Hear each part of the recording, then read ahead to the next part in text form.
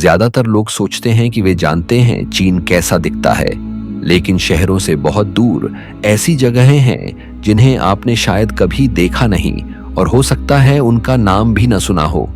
प्राचीन मंदिर जो चट्टानों की ढलानों में गढ़े गए हैं, दूरस्थ पठार जो खोई हुई सभ्यताओं को छुपाए हुए हैं, और ऐसे बुदृश्य जो किसी और ग्रह की तरह महसूस होते हैं।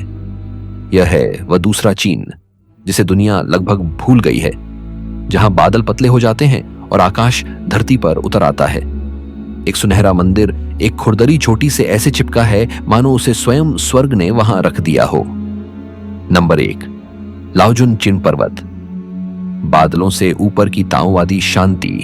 अधिकांश लोग सोचते हैं कि वे जानते हैं चीन कैसा दिखता है, लेकिन शहरों से दूर, उन जगहों पर जो आपने शायद कभी देखी नहीं या जिनका नाम भी नहीं सुना, वहां बसी है एक दूसरी दुनिया। यह है द अदर चाइना, वह हिस्सा जिसे दुनिया लगभग भूल चुकी है, जहां बादल पतले हो जाते हैं और आकाश पृथ्वी को ढक लेता है। वहीं एक सुनहरा मंदिर एक नुकीली चोटी से ऐसे चिपका हुआ है जैसे स्वर्ग ने स्वयं उसे वहां रखा हो। यह है लाओजुन पर्वत। किंवदंती कहती है कि 2000 साल पहले ताओ धर्म के प्राचीन ऋषि लाओ, जो यहां मौन की तलाश में आए थे, दुनिया से भागने के लिए नहीं बल्कि उसके शोर से ऊपर उठने के लिए। चोटी तक पहुंचने के लिए 99 मोड़ हैं। यह सिर्फ ताकत की परीक्षा नहीं, बल्कि ताओ दर्शन की एक शांत याद है कि संतुलन तब आता है जब आप प्रकृति के साथ बहते हैं, उसके विरुद्ध नहीं। जब आप 2000 मीटर की ऊंचाई पार करते हैं तो नीचे की दुनिया गायब हो जाती है और रह जाती है केवल स्थिरता, केवल शांति। यह मंदिर मिंग और छिंग राजवंशों के दौरान पुनर्निर्मित किया गया था और यह पर्वत की ऊर्जा के साथ पूर्ण समरसता में स्थित है, सदियों पुराने फेंग शुई के सिद्धांतों के अनुसार। आज भी लोग यहां सिर्फ दृश्य के लिए नहीं बल्कि उस अनुभूति के लिए आते हैं, क्योंकि जब आप वहां खड़े होते हैं जहां दर्शन और आकाश मिलते हैं, तो यह मानना आसान हो जाता है कि सत्य शायद सचमुच कहीं बादलों के ऊपर रहता है।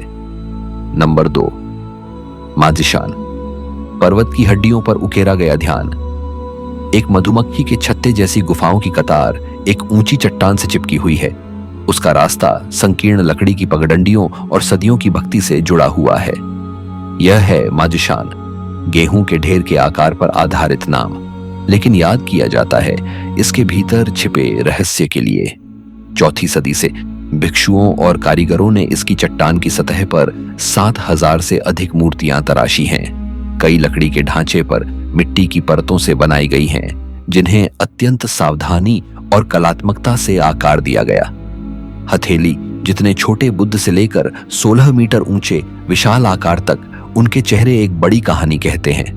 भारत से गांधार शैली का प्रभाव, फारसी भव्यता और चीनी यथार्थवाद सभी रेशम मार्ग की संस्कृतियों से प्रभावित। लोंगमेन या युंगांग की कठोर पत्थर में कटी बुद्ध मूर्तियों के विपरीत माजिशान की ये मूर्तियां अधिक कोमल, अधिक मानवीय, अधिक जीवंत प्रतीत होती हैं। 12 राजवंशों के दौरान माजिशान एक आध्यात्मिक साधना स्थल और बदलते विश्वासों का एक कैनवास बन गया। हर गुफा चीनी धार्मिक इतिहास के एक अलग क्षण को संजोए हुए है, फिर भी इसका उद्देश्य बना रहा, आत्मा को भीतर की शांति की ओर ले जाना। एक दरार वाली चट्टान में बना होने के बावजूद यह भूकंपों, साम्राज्यों और मौन को झेल चुका है। जो शेष है वह केवल कला नहीं बल्कि ध्यान है, एक ऐसा ध्यान जो पर्वत की हड्डियों में उकेरा गया है। नंबर 3, गुआनयिन मंदिर। बादलों की चोटी पर करुणा का धाम। एक नुकीली चट्टान की चोटी पर स्थित और तैरते बादलों से लिपटा हुआ, यह चीन के सबसे अद्भुत मंदिरों में से एक है और सबसे दूरस्थों में भी। यह है गुआनयिन मंदिर। मिंग राजवंश के दौरान निर्मित, समुद्र तल से 1600 मीटर से अधिक ऊंचाई पर यह करुणा की बोधिसत्व को समर्पित है। शिखर इतना संकरा है कि वहां प्रार्थना से अधिक के लिए जगह नहीं है। कोई सड़क नहीं है, केवल एक सीधी चढ़ाई, एक लकड़ी का पुल और वहां पहुंचने का शांत संकल्प। स्थानीय लोग मानते हैं कि यहाँ की प्रार्थनाएं सीधे आकाश तक जाती हैं, और जब आप बादलों के इतने करीब खड़े होते हैं तो इस पर बहस करना कठिन होता है। नंबर 4, लुंगा। ध्यान में डूबी लाल घाटी। पहली नजर में यह एक लाल लहर जैसा दिखता है। हजारों लकड़ी के घर एक पहाड़ी घाटी में बहे जा रहे हैं, लेकिन यह कोई शहर नहीं है। यह है लुंगा, दुनिया का सबसे बड़ा तिब्बती बौद्ध अकादमी। यह समुद्र तल से 4000 मीटर की ऊंचाई पर सिचुआन प्रांत के दूरस्थ सेरतार काउंटी में स्थित है। यह कभी हजारों भिक्षुओं और भिक्षुणियों का घर था, जो शांति और साधना के साथ जीवन जीते थे। बस्ती पुरुष और महिला क्षेत्रों में विभाजित है और यहाँ सब कुछ आत्मनिर्भर है। डॉर्म, मंदिर, पुस्तकालय, यहाँ तक कि दाह संस्कार स्थल। यह अकादमी सांस्कृतिक क्रांति के बाद तिब्बती बौद्ध धर्म के पुनर्जागरण के दौरान स्थापित हुई थी, जब आस्था चुपचाप पहाड़ों में लौट आई। न्यांगमा संप्रदाय तिब्बती बौद्ध धर्म की सबसे पुरानी परंपराओं में से एक, इसके शिक्षण का केंद्र है। हर छत पर बिछा हुआ गहरा लाल रंग पवित्रता, विनम्रता और आध्यात्मिक ध्यान का प्रतीक है। कई वर्षों तक इन पहाड़ों के बाहर बहुत कम लोग इस स्थान के बारे में जानते थे, लेकिन भीतर जीवन चलता रहा, शांत, स्थिर और उद्देश्यपूर्ण। यहां एक शांत लय है, अनुशासन और साझा विश्वास पर आधारित। यह ऐसा जीवन है जिसे आप आज की दुनिया में शायद ही कभी देख पाते हैं। लोग जो अपने लिए नहीं बल्कि किसी बड़े उद्देश्य के लिए जी रहे हैं। नंबर 5, फांजिंगशान, आकाश में लटके 2 मंदिर और आत्मा की ऊंचाई। फांजिंगशान चीन के 5 पवित्र बौद्ध पर्वतों में से एक है, एक ऐसा स्थान जिसे लंबे समय से भौतिक और आध्यात्मिक के बीच एक सेतु माना गया है। इसकी सबसे प्रतिष्ठित विशेषता है रेड क्लाउड्स गोल्डन समिट, जहां 2 मंदिर 2 अलग अलग चट्टानों पर स्थित हैं, समुद्र तल से 2300 मीटर से अधिक की ऊंचाई पर। कहा जाता है कि एक मंदिर मैत्रेय बुद्ध को समर्पित है और दूसरा शाक्य मुनि को। एक संकीर्ण पत्थर का पुल इन्हें जोड़ता है, जो चट्टानों के बीच लटकता है, आकाश और मौन के बीच। फांजिंग नाम फांटियन जिंगू से आया है, जिसका अर्थ है ब्रह्मा की पवित्र भूमि, और इस शिखर को महायान परंपरा में मैत्रेय बुद्ध के भविष्य के आत्मज्ञान का स्थल माना गया है।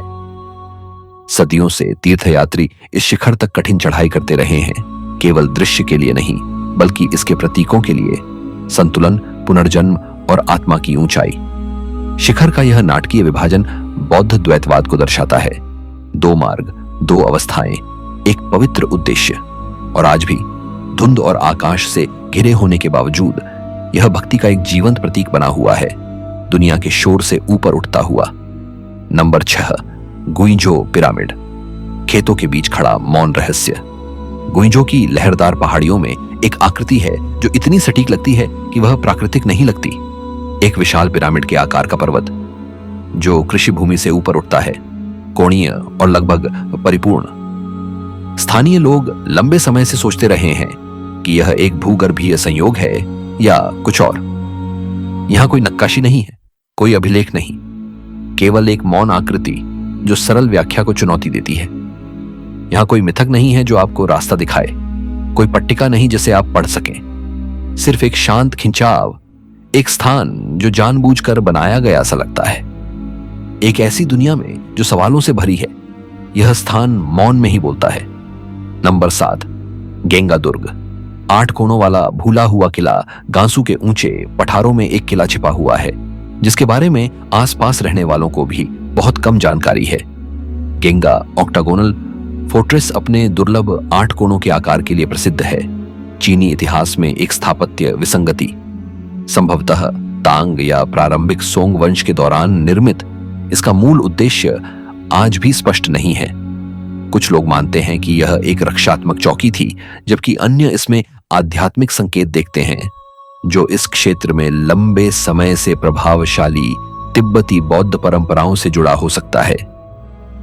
इसकी स्थिति कहानी का एक भाग बताती है। यह हान चीनी और तिब्बती सांस्कृतिक क्षेत्रों के बीच स्थित है, जहां सैन्य रणनीति अक्सर धार्मिक जीवन के साथ मेल खाती थी। अंदर पुरानी दीवारों के भीतर स्तूप और मंदिरों के अवशेष हैं, जो यह सुझाव देते हैं कि इसका उद्देश्य रक्षा से कहीं अधिक गहरा था। 8 कोणों का डिजाइन तिब्बती ब्रह्मांड विज्ञान को दर्शा सकता है, जहां 8 दिशाएं संतुलन और एकता का प्रतीक हैं। यहां कोई संकेत नहीं है, न ही कोई पर्यटक पथ, सिर्फ एक भूली हुई संरचना की रूपरेखा जो अब भी इतिहास, संस्कृति और विश्वास के बीच एक मौन सेतु है। Number 8, Cliff village. चट्टान पर टिका दुनिया से कटा जीवन यात्रा एक चट्टान के आधार से शुरू होती है। 2500 धातु की सीढ़ियां जो नंगे पत्थर में जड़ी हुई हैं, बादलों और मौन के बीच ऊपर उठती हैं। 2016 तक वहां कोई सीढ़ियां नहीं थीं, केवल बेलों से बनी सीढ़ियां जो 1400 मीटर की खाई के किनारे झूलती थीं। बहुत लंबे समय तक यही एकमात्र रास्ता था आने जाने का। हर कदम आपको डालियांग पर्वतों में और गहराई तक ले जाता है और नीचे की दुनिया से दूर करता है। आप बकरियां देखते हैं, बिखरे हुए मक्के के खेत और कुछ नहीं। न सड़कें, न संकेत, सिर्फ पत्थर, हवा और प्रतीक्षा का भार। फिर लगभग अचानक चट्टान समतल हो जाती है और एक गांव प्रकट होता है, एक बस्ती जो पर्वत की ढलान में बसी हुई है। यहाँ ये लोग सदियों से अलग थलग जीवन जी रहे हैं। उनकी भाषा, पहनावा और आध्यात्मिक परंपराएं जो शमनवाद और भूमि के प्रति श्रद्धा में निहित हैं, अब भी जीवित हैं। यह कोई ऐसी जगह नहीं है जिसे खोजने के लिए बनाया गया हो, लेकिन एक बार जब आप यहां पहुंचते हैं तो समझ में आता है कि उन्होंने यहां रहना क्यों चुना। Number 9, Yuanyang terraces. बहते चावल, बहता समय हाथों से आकार दी गई। 1300 वर्षों में निर्मित युआनयांग की चावल की सीढ़ियां पर्वतों पर समय की तरंगों की तरह फैलती हैं। हानी लोगों द्वारा बनाई गई यह यूनेस्को विश्व धरोहर स्थल 113 किलोमीटर में फैली हुई है। एक जटिल कृषि प्रणाली जो गुरुत्वाकर्षण आधारित झरनों और पीढ़ियों की सामूहिक बुद्धिमत्ता से संचालित होती है। ये सीढ़ियां एक जीवंत रंगों की पट्टी बनाती हैं जो बदलती रोशनी के साथ रूप बदलती हैं, साधारण चावल के खेतों से बिल्कुल अलग। हानी ब्रह्मांड विज्ञान, आत्मवाद और फेंग शुई इस भूमि की बनावट और जीवन की खेती को निर्देशित करते हैं। बतख, मछलियां, घोंघे और चावल साथ साथ पनपते हैं, एक जीवित पारिस्थितिकी तंत्र का निर्माण करते हुए जो पर्वत और उसके लोगों दोनों को पोषण देता है।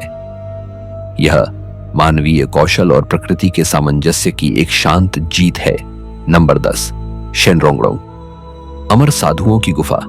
ऐसा लगता है जैसे यह कोई याद में बसा स्थान है। बहती नौकाओं के बीच कमल के खेत, स्थिर जल के ऊपर संकरी पगडंडियां, द्वीप जो फूलों से भरे हैं और छायाएं जो हरे रंग के पार्श्व में उभरती हैं। यह भूमि शांत है लेकिन स्थिर नहीं। बांसों से हवा धीरे बहती है और हर गुजरती नाव जल में लहरें छोड़ जाती है।